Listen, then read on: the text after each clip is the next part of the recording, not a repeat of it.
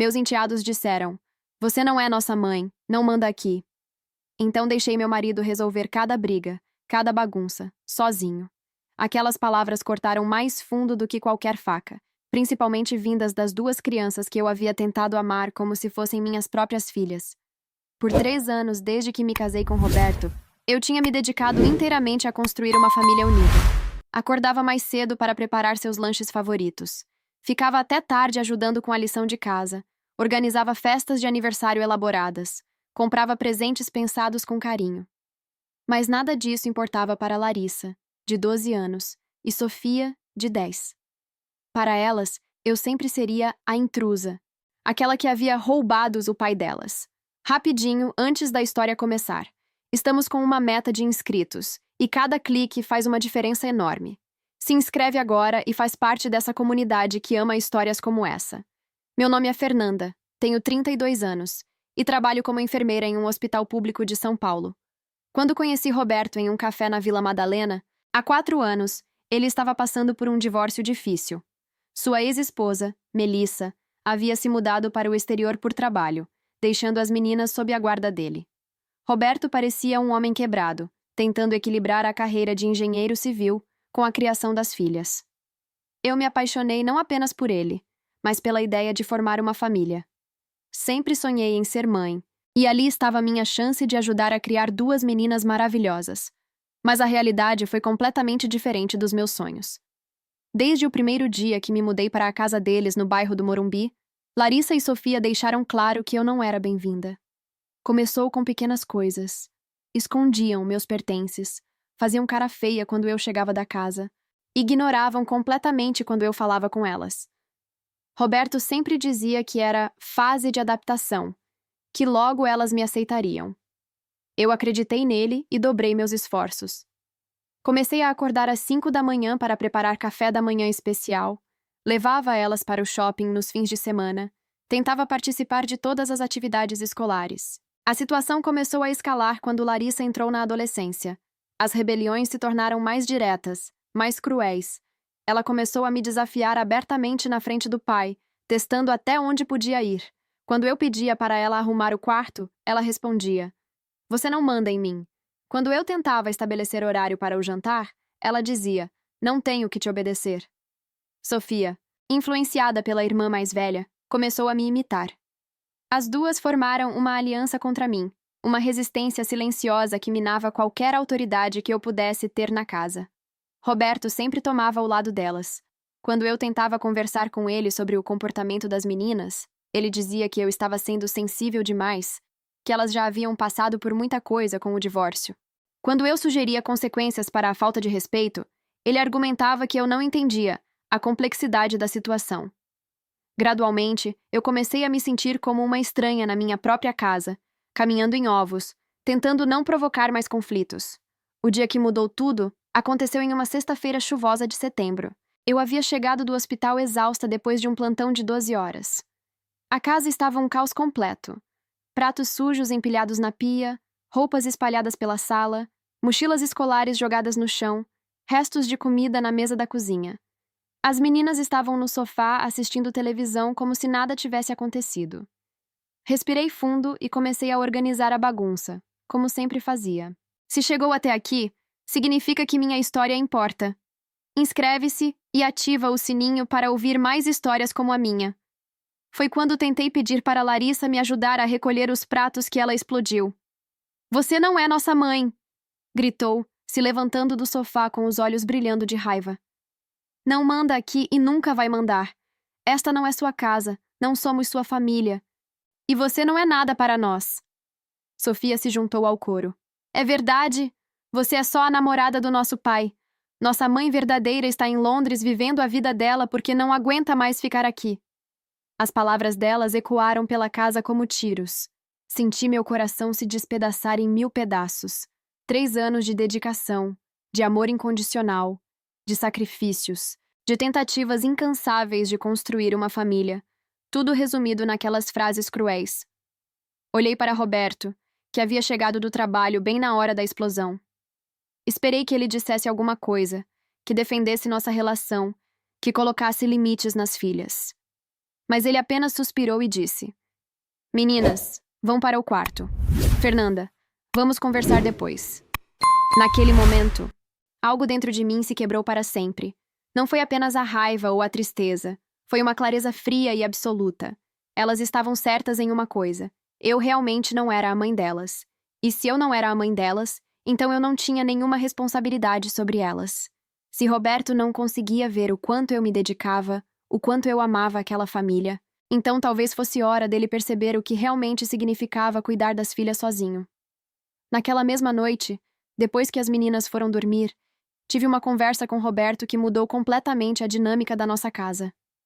Ele tentou minimizar o que havia acontecido, dizendo que Larissa estava apenas passando por uma fase difícil e que Sofia era influenciada pela irmã. Escutei tudo em silêncio, com uma calma que até me surpreendeu. Quando ele terminou suas justificativas, eu disse apenas: Você está certo. Elas não são minhas filhas, e eu não sou a mãe delas. A partir de hoje, vou respeitar completamente essa posição. Roberto ficou confuso com minha resposta. Ele esperava que eu ficasse brava, que gritasse, que ameaçasse ir embora como já havia acontecido outras vezes. Mas dessa vez era diferente. Eu havia tomado uma decisão e estava em paz com ela. Expliquei calmamente que, se as meninas não me viam como figura materna e ele não me apoiava nesse papel, então eu simplesmente deixaria de exercer qualquer função parental na casa. Seria apenas a esposa dele, nada mais. Na segunda-feira seguinte, comecei minha nova rotina. Acordei no horário normal, preparei apenas o meu café da manhã e saí para o trabalho. Não acordei as meninas, não preparei seus lanches, não verifiquei se elas haviam feito a lição de casa. Quando Roberto desceu para a cozinha às pressas, procurando pelo café e pelo lanche das filhas que eu sempre deixava pronto, encontrou apenas um bilhete. As meninas não são minhas filhas, lembra? Boa sorte. O caos começou imediatamente. Roberto teve que acordar Larissa e Sofia às pressas.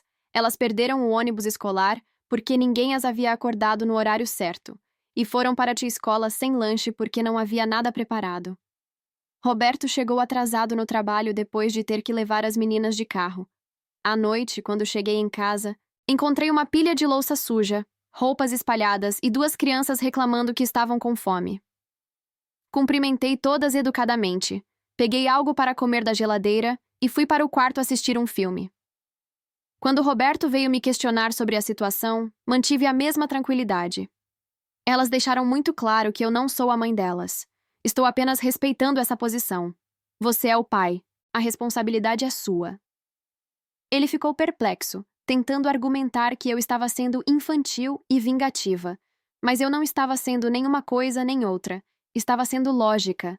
A primeira semana foi reveladora. Roberto descobriu o que significava realmente ser pai solteiro enquanto mantinha um emprego de tempo integral. Ele teve que sair mais cedo do trabalho para buscar Sofia na escola quando ela esqueceu a chave de casa. Teve que cancelar uma reunião importante porque Larissa ficou doente e alguém precisava cuidar dela. Passou o fim de semana inteiro lavando roupas, limpando a casa e fazendo compras no supermercado. Tarefas que eu sempre havia feito sem que ele percebesse. As meninas, por sua vez, começaram a sentir minha ausência de formas que não esperavam. Não havia mais lanche especial esperando por elas quando chegavam da escola. Ninguém perguntava sobre como foi o dia delas, ou se precisavam de ajuda com a lição de casa. Quando Larissa machucou o joelho durante um jogo de vôlei na escola, foi Roberto que teve que sair do trabalho para buscá-la, não eu. Quando Sofia esqueceu o projeto de ciências em casa, ninguém estava disponível para levar até a escola para ela. O primeiro grande teste chegou quando Larissa foi convidada para a festa de aniversário da melhor amiga dela. Era um evento importante para ela, e todas as mães estavam organizando os detalhes juntas. Tradicionalmente, eu era quem cuidava dessas questões sociais. Mas agora, Roberto teve que ligar para a mãe da aniversariante, perguntar sobre presentes, combinar carona, detalhes que ele nunca havia considerado importantes. A ligação foi constrangedora, com ele claramente perdido sobre protocolo de festas infantis. Antes de seguir, deixa eu ser sincera. Estamos crescendo, e você pode fazer parte disso desde o começo. Clica em inscrever-se e ajuda a gente a bater a meta desta semana. Observei tudo à distância, sem interferir. Não ofereci ajuda, não dei sugestões, não resolvi problemas. Quando Roberto me perguntava sobre alguma coisa relacionada às meninas, eu respondia educadamente.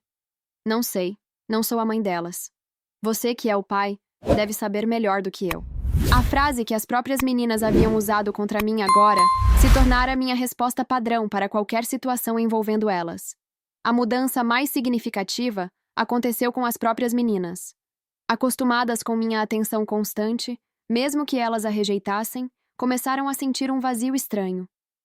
Não havia mais ninguém perguntando se elas queriam um lanche especial, se precisavam de ajuda para escolher roupa, se queriam conversar sobre algum problema na escola. Roberto, sobrecarregado com todas as novas responsabilidades, não tinha tempo nem energia emocional para suprir essa carência afetiva que eu sempre havia preenchido. A segunda semana trouxe consequências mais sérias. Sofia começou a ter pesadelos e acordava no meio da noite procurando por alguém para consolá-la. Antes, eu sempre ia ao quarto dela, conversava até ela se acalmar. Às vezes até dormia na cadeira ao lado da cama para que ela se sentisse segura. Agora, ela chamava por mim no escuro, mas eu permanecia em meu quarto. Roberto, exausto depois de dias corridos tentando dar conta de tudo sozinho, demorava para acordar ou simplesmente fingia que não ouvia. Larissa, por sua vez, começou a ter problemas na escola. Uma professora ligou informando que ela não havia entregado um trabalho importante de história. Era o tipo de situação que eu sempre monitorava, verificando diariamente se as tarefas estavam sendo feitas, ajudando quando necessário. Roberto recebeu a ligação durante uma reunião no escritório e ficou completamente perdido. Ele não fazia ideia de qual trabalho a professora estava falando, muito menos de quando era o prazo de entrega. O momento mais dramático aconteceu quando Sofia chegou da escola chorando porque havia brigado com a melhor amiga. Era o tipo de drama pré-adolescente que eu sempre ajudava a resolver, ouvindo pacientemente, oferecendo conselhos, às vezes até mediando conversas entre as meninas. Ela correu direto para mim na cozinha, com lágrimas escorrendo pelo rosto, começando a contar atropeladamente o que havia acontecido. Por um momento, meu instinto maternal quase falou mais alto, mas me lembrei das palavras que ela havia gritado. Você não é nossa mãe. Parei o que estava fazendo e a olhei com gentileza, mas firmeza. Sofia, eu não sou sua mãe, lembra? Problemas entre você e suas amigas devem ser resolvidos com seu pai. Ele deve estar chegando em casa daqui a pouco. O rosto dela se transformou, passando da expectativa de conforto para uma confusão total. Ela ficou ali parada no meio da cozinha, sem entender por que eu não estava fazendo o que sempre fazia.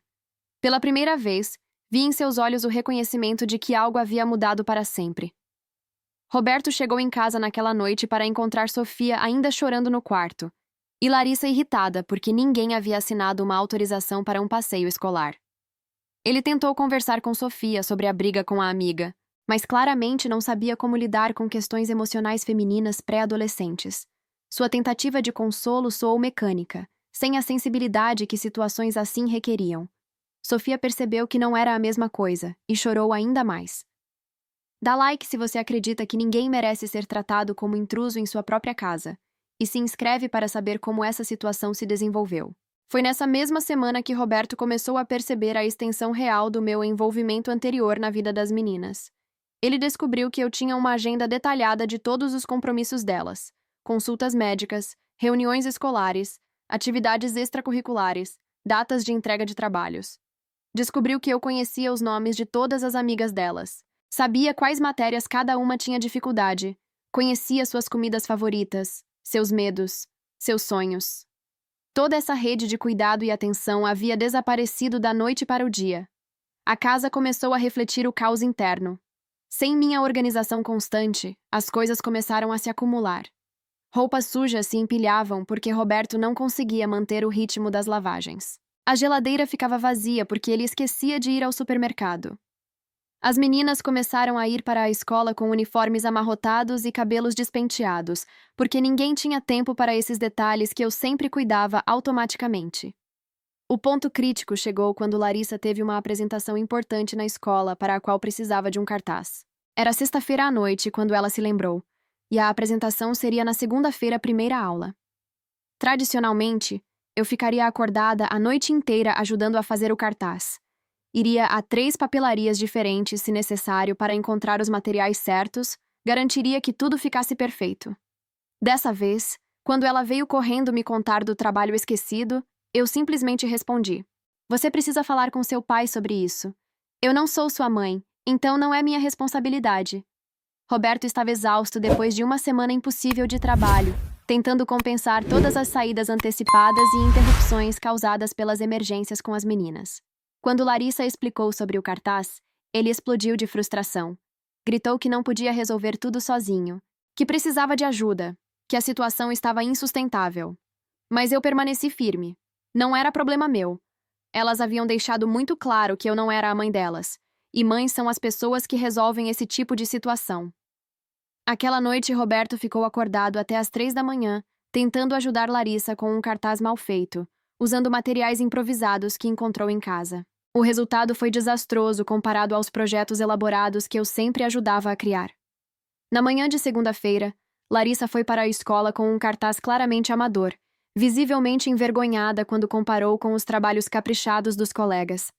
Mas foi naquele fim de semana que a verdadeira realidade bateu para todos. Roberto teve que cancelar um churrasco que estava planejando há semanas com os amigos, porque não conseguia deixar as meninas sozinhas e não tinha ninguém para cuidar delas. Percebeu que sua vida social havia se tornado impossível sem meu suporte.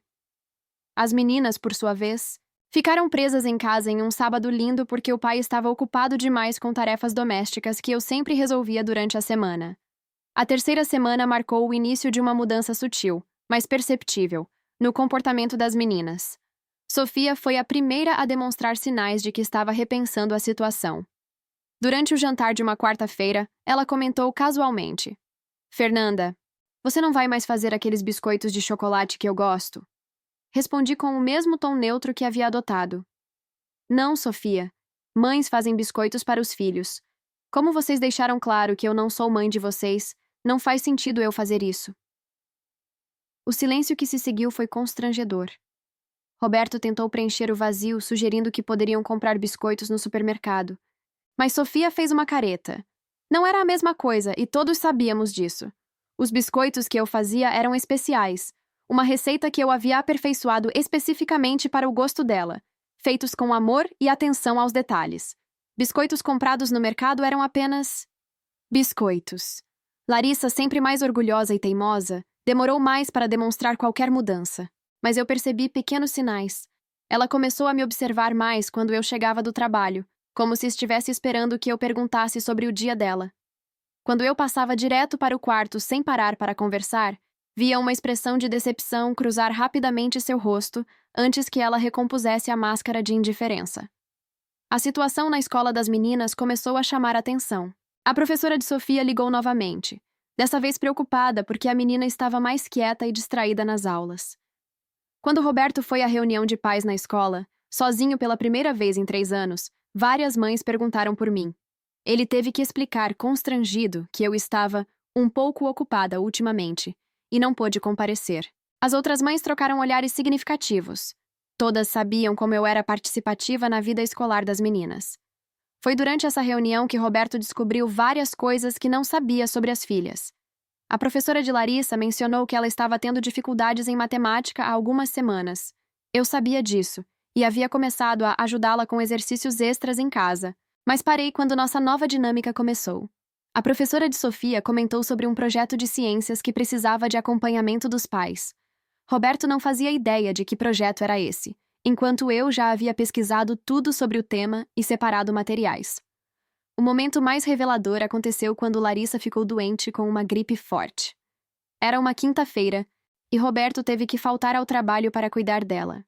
Ele ficou completamente perdido sobre o que fazer. Não sabia qual remédio dar, em que dosagem. Não conhecia os truques caseiros que eu sempre usava para fazer as meninas se sentirem melhor quando estavam doentes. Passou o dia inteiro no Google pesquisando sintomas e tratamentos, enquanto Larissa ficava cada vez mais irritada e desconfortável. À tardinha, quando cheguei do hospital, encontrei Roberto exausto na cozinha e Larissa gemendo no sofá da sala. Por instinto, olhei para ela e imediatamente identifiquei que ela estava desidratada e precisava de mais do que água. Comecei a me dirigir à cozinha para preparar o soro caseiro que sempre fazia quando elas ficavam doentes, mas me detive no meio do caminho. Seu pai está cuidando de você, disse simplesmente, e continuei subindo para o quarto. Mais tarde naquela noite, ouvi Roberto no telefone com a ex-esposa, Melissa, em Londres. Ele estava claramente desesperado, pedindo conselhos sobre como cuidar de Larissa doente. A conversa foi tensa. Melissa estava irritada por ser incomodada no trabalho por algo que ela considerava responsabilidade dele. Ouvi ela dizendo que era por isso que ele tinha se casado de novo, para ter alguém para ajudar com essas situações. A ironia não passou despercebida. Você já teve que tomar uma decisão difícil para ser respeitada? Conta nos comentários como você lidou com a situação. O fim de semana daquela semana foi um divisor de águas. Roberto precisava viajar a trabalho para uma obra em Santos, algo que havia sido marcado há meses. Antes, essas viagens nunca eram problema porque eu ficava com as meninas. Mas agora, ele teve que cancelar a viagem no último minuto, causando problemas sérios com o cliente. Quando ele me pediu, quase implorando para ficar com as meninas, só dessa vez, mantive minha posição. Elas não são minhas filhas. Você precisa encontrar outra solução. Roberto teve que ligar para sua mãe, que mora em Campinas, pedindo para ela vir cuidar das netas. Dona Carmen, uma senhora de 70 anos, não entendeu por que eu não podia ficar com as meninas. A conversa entre Roberto e a mãe foi constrangedora, com ele tentando explicar a situação sem admitir completamente que havia falhado em me apoiar como madrasta das próprias filhas. Quando Dona Carmen chegou, notou imediatamente a tensão na casa. Ela sempre havia me tratado como nora e avó das meninas, e ficou confusa com minha súbita distância. Durante o jantar, quando ela tentou incluir as meninas em uma conversa sobre planos familiares, Larissa soltou com toda a petulância adolescente. A Fernanda não é da nossa família mesmo, vó. Ela é só a esposa do papai. Pai... A expressão no rosto de Dona Carmen foi de choque absoluto. Ela olhou para mim, depois para Roberto, tentando entender como a situação havia chegado a esse ponto. Mais tarde, naquela noite, ouvi ela conversando seriamente com Roberto, perguntando o que diabos estava acontecendo na casa dele e por que ele estava permitindo que as filhas desrespeitassem a esposa dele dessa forma. Foi nessa conversa que Roberto finalmente admitiu, para sua mãe e para si mesmo, a extensão do problema. Ele confessou que havia deixado as meninas tratarem mal a mim por anos, sempre justificando o comportamento delas e nunca estabelecendo limites claros. Admitiu que não fazia ideia de como era difícil cuidar das filhas até ter que fazer tudo sozinho. E pela primeira vez, reconheceu que talvez eu tivesse razão em me afastar. A quarta semana foi quando tudo finalmente desmoronou. Roberto voltou da viagem a trabalho visivelmente esgotado, não apenas fisicamente, mas emocionalmente. Durante os 3 dias que passou fora, ligou para casa diversas vezes, tentando gerenciar crises à distância. Larissa havia brigado com a avó porque queria sair com as amigas e Dona Carmen não permitiu. Sofia teve outro episódio de pesadelos e chorou tanto que a vizinha de baixo subiu para reclamar do barulho. Na segunda-feira seguinte, aconteceu o incidente que mudou tudo. Sofia esqueceu o projeto de ciências em casa, aquele mesmo que a professora havia mencionado na reunião de pais. Era um trabalho que valia nota importante, e ela começou a chorar desesperadamente na escola. A coordenadora pedagógica ligou para Roberto, que estava em uma reunião crucial com investidores. Ele saiu da reunião, foi até em casa buscar o projeto, levou até a escola, e quando voltou ao escritório, descobriu que havia perdido um contrato de milhões de reais porque não pôde finalizar a negociação. Aquela noite, Roberto chegou em casa transtornado. Pela primeira vez em 1 mês, ele explodiu. Não comigo, mas com a situação. Gritou que não aguentava mais, que sua carreira estava sendo prejudicada, que não conseguia ser pai e mãe ao mesmo tempo. As meninas ficaram assustadas vendo o pai naquele estado. Eu observei tudo da escada, sem intervir. Aquela era exatamente a pressão que eu havia suportado sozinha por 3 anos, só que Roberto estava experimentando pela primeira vez. Foi então que Larissa fez algo que ninguém esperava. Ela começou a chorar. Não o choro manipulativo de sempre, mas lágrimas genuínas de uma menina de 12 anos que finalmente entendeu a magnitude da situação. Entre soluços, ela disse: Papai, a Fernanda sempre resolvia essas coisas pra gente. Ela sempre cuidava de tudo e a gente nem percebia. Sofia, vendo a irmã chorando, começou a chorar também. Eu quero que a Fernanda volte a fazer biscoitos, ela disse com a voz embargada.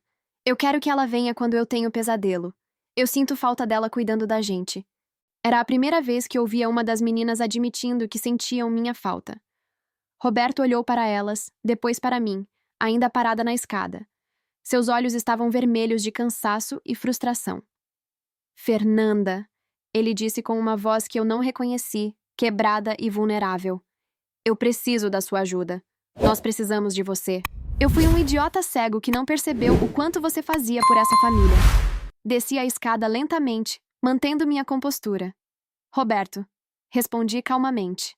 Durante 3 anos, eu implorei por seu apoio, por reconhecimento, por uma posição clara nesta família. Suas filhas me disseram que eu não era mãe delas, e você concordou. Agora você descobriu o que significa criar 2 meninas sozinho e quer que eu volte a fazer o trabalho que vocês desvalorizavam? Larissa me olhou com os olhos cheios de lágrimas. Fernanda, eu não queria dizer aquilo. Eu estava brava porque eu tinha medo. Sua voz estava trêmula, diferente da arrogância habitual. Minha mãe biológica foi embora. E eu tinha medo que você também fosse. Então eu fui cruel antes que você pudesse ser cruel comigo. A honestidade crua na voz dela me atingiu como um soco.